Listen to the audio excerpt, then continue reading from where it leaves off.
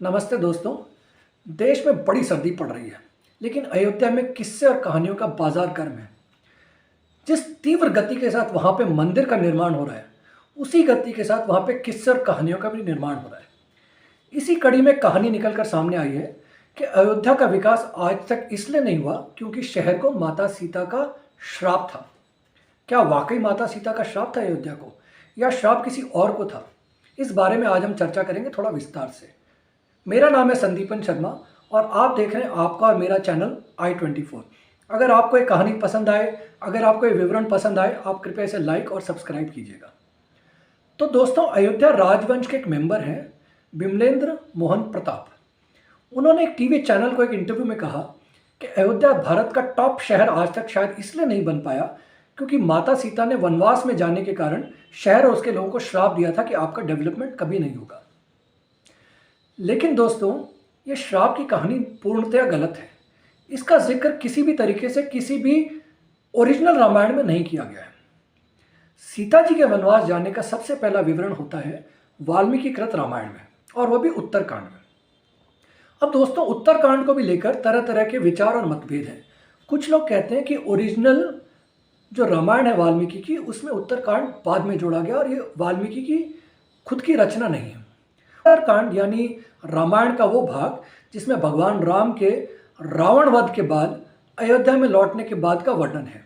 ये विवरण रामचरितमानस में नहीं है। तो ये तो मूलतः डिफरेंस है वाल्मीकि रामायण और रामचरितमानस का। अब वाल्मीकि रामायण में उत्तरकांड का विवरण कैसे है, इसके बारे में थोड़ी चर्चा हम कर लेते हैं। भगवान राम व्यथित हो जाते हैं ये सुनकर कि अयोध्या में लोग इस बात की चर्चा कर रहे हैं कि भगवान राम ने सीता जी को अपने महल में रख लिया, इसके बावजूद कि वो रावण के यहाँ कुछ दिन समय स्पेंड करके आई थी। भगवान राम लक्ष्मण को आदेश देते हैं कि मैं नहीं चाहता प्रजा इस तरह की बातें करे, आप सीता जी को वन में छोड़ाएं। लक्ष्मण जी सीता जी को ले जाते हैं और उन्हें बिना बताए वन में छोड़कर आ जाते हैं। जब वो लौट कर आते हैं तो वो देखते हैं राम बड़े दुखी और व्यथित हैं और उनसे राजकाज संभल नहीं रहा है।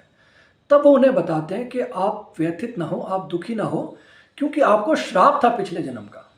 फिर वो उन्हें समझाते हैं कि आज से बरसों बरस पहले देवताओं और असुरों में जब युद्ध हुआ तो असुर जाके भृगु ऋषि के आश्रम में छुप गए, और जब वो वहाँ छुप गए तो भृगु ऋषि की पत्नी ने उनको आश्रय और पनाह दी और अभयदान दिया। इससे नाराज होकर भगवान विष्णु ने भृगु ऋषि की पत्नी को सुदर्शन चक्र से वध कर दिया। इससे भृगु ऋषि बड़े क्रोधित हुए। उन्होंने भगवान जनार्दन को श्राप दिया कि जिस तरीके से मुझे आपने मेरी बीवी से अलग किया है, मेरी पत्नी को आपने मेरे से अलग किया है, वैसा ही दुख आपको झेलना पड़ेगा कभी और। तो लक्ष्मण जी कहते हैं कि ये आपको श्राप मिला था पूर्व जन्म का, उसका फल है और ये प्रारब्ध था, आप दुखी मत होइए। तो दोस्तों, श्राप भगवान राम को था, लेकिन सीता जी ने किसी प्रकार का श्राप नहीं दिया। वनवास में जाने के बाद सीता जी ने रहना शुरू किया महर्षि वाल्मीकि के आश्रम में, और इसके बाद में घटनाएं तेजी से आगे बढ़ी। लव और कुश का जन्म हुआ। भगवान राम ने अश्वमेध यज्ञ किया। अश्वमेध यज्ञ के दौरान लव और कुश जगह जगह जाके अयोध्या में राम कथा का गायन और वाचन करते हैं।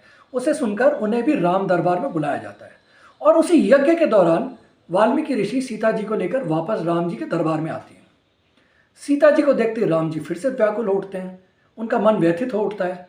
वो कहते हैं, मुझे मालूम है सीता जी बिल्कुल पवित्र हैं और ये दोनों बालक मेरे हैं, लेकिन अगर सीता जी ये बात मेरी प्रजा, मेरी जनता के सामने प्रमाणित कर दे तो मुझे बड़ी खुशी होगी। यह सुनकर अगले दिन तय किया जाता है सीता जी की अग्नि परीक्षा का। अब उस अग्नि परीक्षा को देखने के लिए पूरा ब्रह्मांड इकट्ठा हो जाता है। सारे देव देवता भगवान आसमान में इकट्ठे हो जाते हैं और अयोध्या की प्रजा आ जाती है अग्नि परीक्षा देखने के लिए। सीता जी कुछ नहीं बोलती, वो सर झुकाए अग्नि परीक्षा के स्थल पे पहुंचती है और एक ही बात कहती है।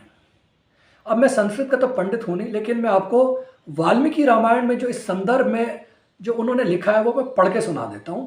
सीता जी के अनुसार सीता जी कहती है, मनसा कर्मणा वाचा यथा रामा समर्चय तथा मैं माधवी देवी विवर दातु महर्ति। यानी कि अगर मन, कर्म और वचन से अगर मैं भगवान राम को हमेशा अपना पति मानती आई हूँ और सिर्फ इनको मानती आई हूँ, तो धरती माता प्रकट हो और मुझे अपने साथ ले जाए। इसके बाद आपको मालूम ही है, धरती माता जो है वो सीता की माँ हैं। धरती माता प्रकट होती हैं, एक सिंहासन ऊपर आता है धरती के अंदर से, सीता माता उस पर विराजमान होती है और धरती में समा जाती है। राम जी इसके बाद बड़े क्रोधित और व्यथित होते हैं।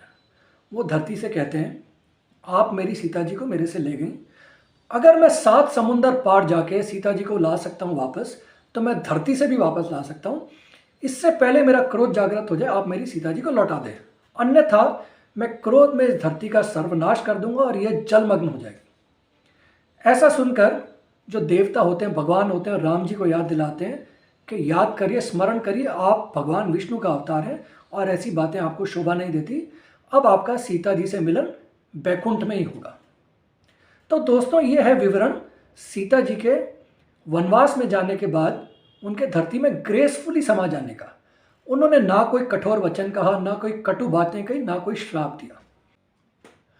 तो दोस्तों, अगर अयोध्या के राजवंश के मेंबर सीता माता को रिस्पॉन्सिबल मानते हैं अयोध्या के पिछड़ेपन के कारण, तो सर्वथा गलत है। आप ऐसी बातों पे विश्वास ना करिए, क्योंकि गलत बातों, गलत कहानियों पे विश्वास करना भगवान राम, माता सीता की लेगेसी, उनकी जो लेजेंड है, उसके साथ अन्याय है।